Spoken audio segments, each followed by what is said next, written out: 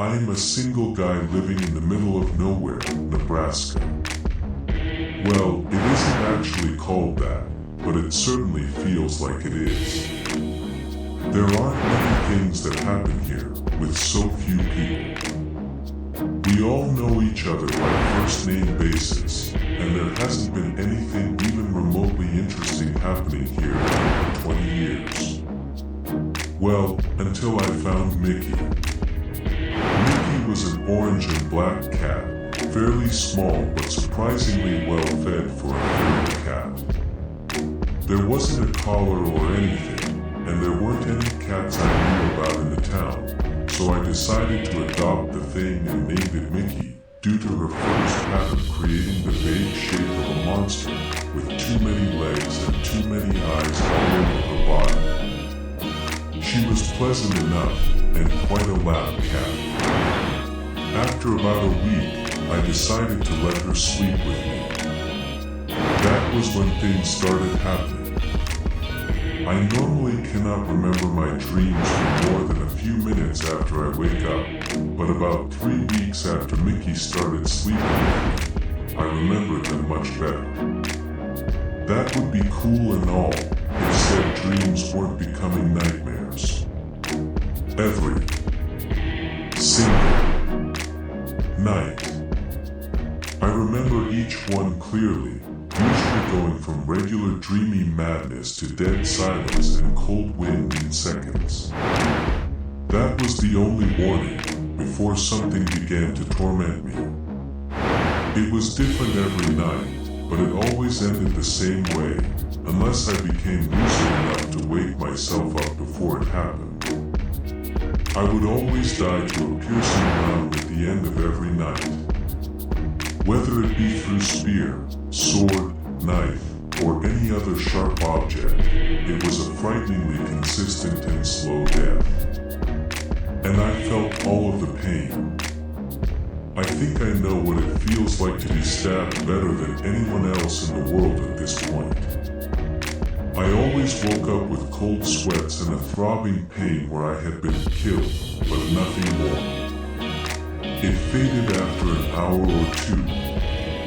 I could never extract any details, besides the fact that it had at least 4 eyes and 5 limbs. It was almost entirely black, with only the pupils of its eyes showing. I began to suspect Mickey being the culprit of these nightmares, but it was hard to believe a simple cat could cause such nightmares. After about 2 years of dealing with this torment every night, I decided to force Mickey out of my room. She did not like that at all, and tried to get in my room by all means it could, screaming and slashing at the door. Her attempts were futile, however, and I finally went to sleep. No nightmares, at least that's what I thought. Until I woke up. I looked out the windows, and pure darkness gazed right back. Mickey was still screeching and clawing, but even more desperate. I could hear her voice weakening due to her constant screams at this point. I looked at the clock, and it said 1:30 p.m. I knew the one person who might be behind the darkness, so I called out his name. "Come on, Seth, I know you did this. Can you please remove this darn filter?" He didn't respond. But someone else did. "You thought that damned cat was the source of your nightmares, did you? You thought my many hundreds of attempts to kill you were just figments of your imagination, didn't you?" The voice came from the darkness, as pale eyes and a gaping maw appeared from the darkness to speak and watch me. I tried so many times to get to you, but the cat you called Mickey stopped me. She turned my assault from the physical realm to the dream realm. You certainly remember all of that pain you felt, yes? Why, yes. I answered, shivering. Mickey kept clawing at the door, but her screams became louder, and her claw strikes at the door getting louder and deeper. The darkness sneaked into my room, and multiple tendrils of darkness formed into sharp spear points aimed at me. You will feel all of that pain at once. It will be excruciating, and you will die slow. The darkness was cut off by the door exploding into wooden shrapnel. Mickey was now the size of a tiger, with the masses of black on her body shifting constantly, like a lightning bug trying to escape a jar.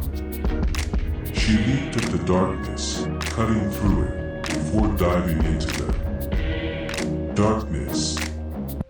It screamed as it shrunk down rapidly, disappearing from view, until nothing but Mickey remained, back to her normal slightly overweight size outside my window. Her black pattern on her fur had gained a new high, and a large area with sharp black teeth-like markings opened, revealing her orange fur below. T, thanks so much, and Mickey. Mickey simply jumped up and rubbed against me, before meowing in her hungry voice, demanding food. Makes sense, considering I had been sleeping for about 17 hours and had not refilled her food in that time. Plus, she deserved it after that.